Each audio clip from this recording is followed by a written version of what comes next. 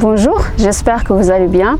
Aujourd'hui, je viens vous parler d'un concept que j'ai vécu dernièrement durant le confinement et qui peut se résumer en un mot, la vulnérabilité. Je dis toujours que le meilleur moyen ou bien de se détacher d'un trait qui nous met mal à l'aise, c'est d'en parler ouvertement et en public. Alors déjà, c'est quoi la vulnérabilité? Être vulnérable, c'est oser se montrer tel qu'on est. Oser se montrer sous notre véritable jour, sans masque, sans faux semblant. Oser dire à quelqu'un s'il nous demande si ça va, que ça ne va pas. Oser afficher ouvertement qu'on traverse une mauvaise période. Oser accepter les bas comme les hauts de la vie. Oser aussi afficher qu'on n'est pas au mieux dans notre forme.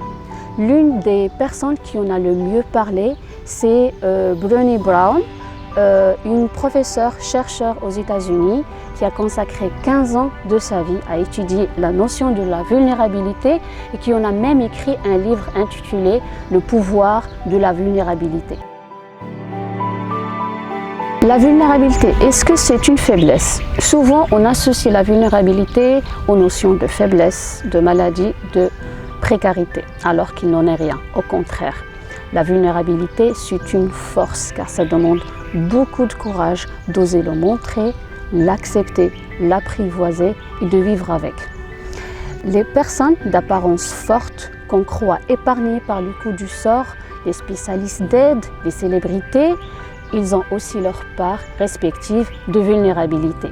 Et parfois, on s'étonne. Mais vous êtes médecin, vous êtes thérapeute, coach, et vous êtes vulnérable. Bah oui, et c'est même un signe de force d'oser le montrer. Qu'est-ce qui nous empêche de montrer notre vulnérabilité? Très souvent, on a été éduqué de telle façon à ne pas paraître vulnérable, à paraître fort, intouchable avec une dure carapace, à réprimer nos émotions désagréables, à nous voiler la face.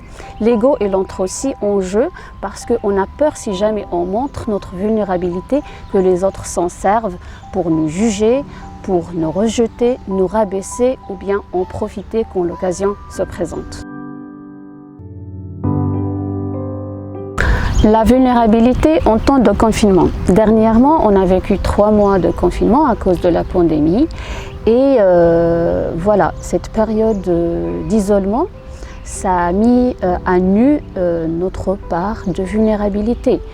Comment? Parce qu'on avait peur d'attraper le virus, de tomber malade, de voir l'un de nos êtres chers tomber malade. On avait peur rien qu'à l'idée de mourir. Notre vie a complètement changé. On n'avait même pas le droit de sortir comme avant, à part que pour des courses urgentes. On ne travaillait plus ou bien on travaillait moins. On gagnait plus d'argent ou bien on gagnait moins. On devait composer avec beaucoup de restrictions, respecter la distanciation sociale et faire vraiment attention à laver les mains, à mettre le désinfectant. Bon, bref, beaucoup de détails qui ont fait comme quoi notre vie n'était plus comme avant. Et voilà, donc si c'est ça, c'est pas la vulnérabilité, ça serait quoi?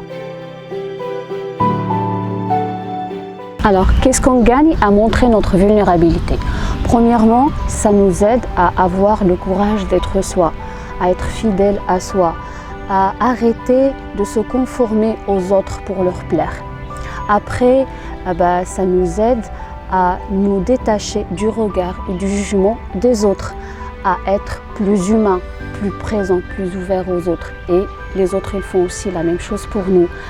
À avoir plus d'empathie, plus de compassion envers autrui. Et ça devient réciproque. Ça nous aide aussi à devenir plus authentique et donc à entretenir des relations plus vraies et plus profondes. Bref, n'ayez pas honte de votre vulnérabilité parce que ça peut être l'un de vos meilleurs atouts qui fait que vous êtes un être humain qui s'accepte et qui vit à l'aise avec ce qu'il est. Prenez bien soin de vous.